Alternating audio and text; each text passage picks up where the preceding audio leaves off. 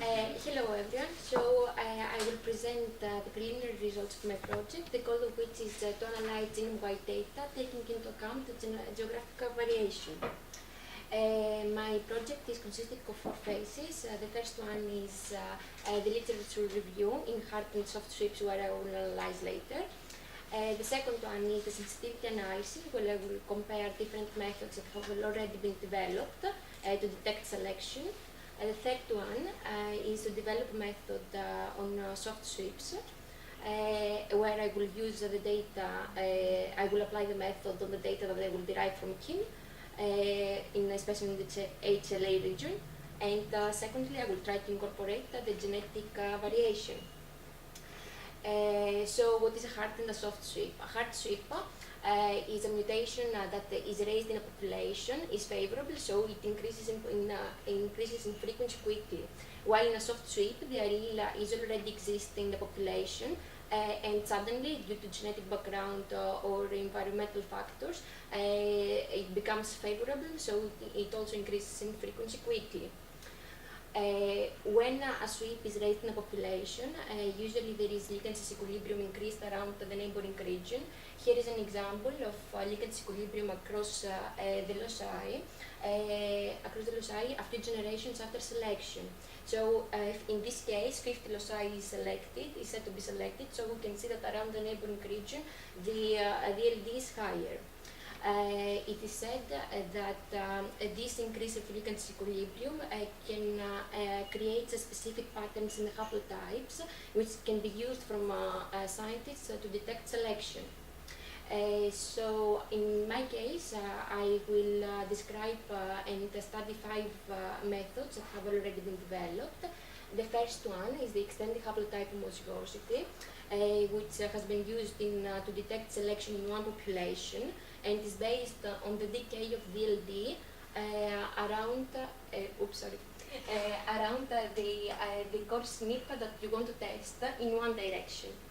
The second one is the integrated haplotype homozygosity, which is actually the same, but it takes into account both directions of the core SNP, right and left. The cross-population extended haplotype homozygosity, it is using this test, but it is for 2 populations, where in the first population, the allele frequency of the selected locus is close to fixation, while the other one is still polymorphic. In the other population, the allele frequency is still polymorphic, the locus. The fourth one is the extended haplotype homozygosity score test, where this one is based actually in the length of the haplotype, and this one is exactly the same like this one, but it is on 2 populations, like I mentioned previously for this test. And lastly, it is the cross-population composite likelihood ratio, which is to detect selection in 2 populations, but it is based on the composite likelihood ratio of the allele frequencies between the 2 populations. So all of these methods, they have calculated their power based on backward simulation, testing for population structure, bottlenecks, exponential model, and constant population size, and selection. The problem is that all of them, they tested for these 2 effects, population structure and selection, in different separately, which means that they test for population structure without selection, and for selection without taking into account the different population structure models that we have.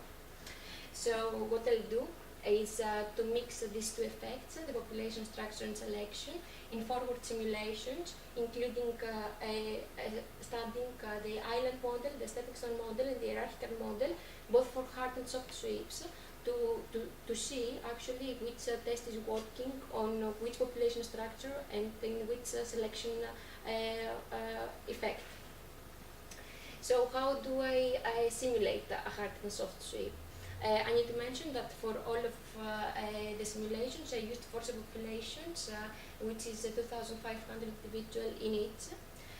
So for a hard sweep, I have 2 alleles for each locus, and I randomize all the initial frequencies except from locus 50, which I set to be monomorphic.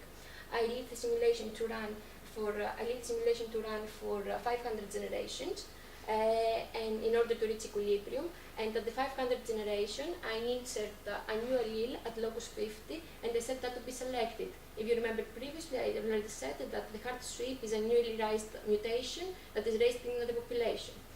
So I leave the simulation actually to run 300 simulations more in order to acquire afterwards the results and see what they're doing. In the case of the soft sweep, I randomize all the initial loci. I leave the simulation to run, and at the 500 simulation, I set the fifth locus to be selected, and I leave again the simulation to run. So, so far, I have finished for the island model and the stepping stone model, and all the results that you will see right now is for 100 simulations. So for the island, I have tested for different recombination rates and migration rates, because the power can be different, including if we differentiate these two parameters. So with a migration rate of 0.01, in the island model, we can see that the XPCLR has the highest power of all, while for migration rate of 0.05, the power is much lower than the previous one, and IHS detects more times the select loci. This is because actually in this situation we have more migrants between the populations, so XPCLR fails to detect,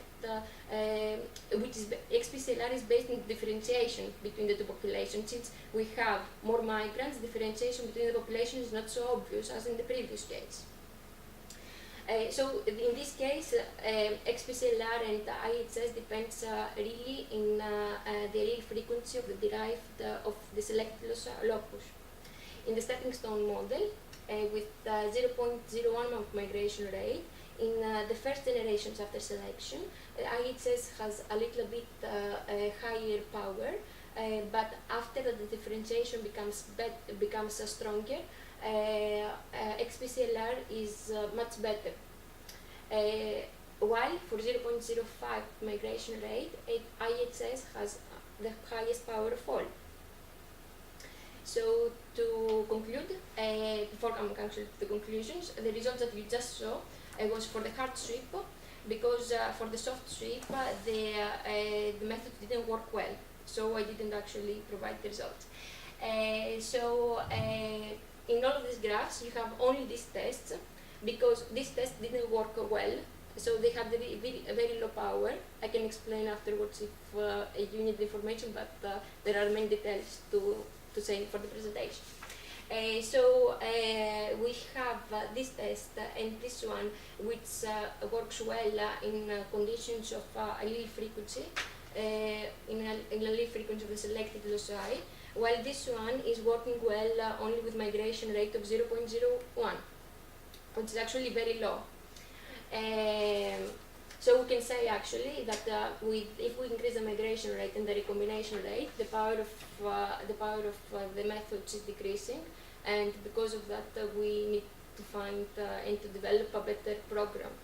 The question is now, they already coming back to the beginning, which test to use, which method to use in order to test for real data.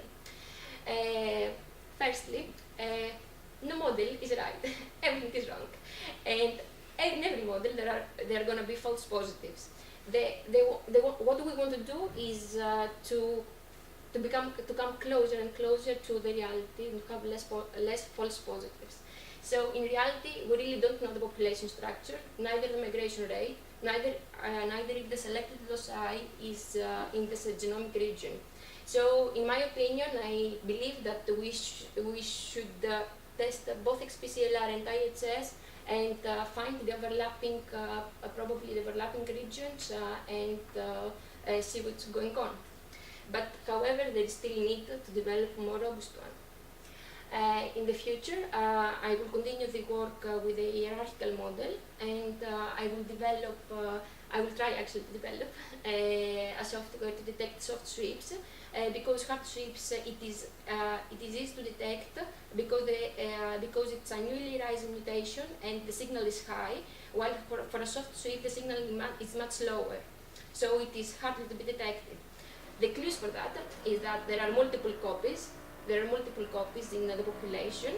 The allele frequency is increased, but considering that the allele that is increased maybe has already a high frequency, the signal will be very low and much harder to be detected. And the last one, there is linked disequilibrium but not hitchhiking effect.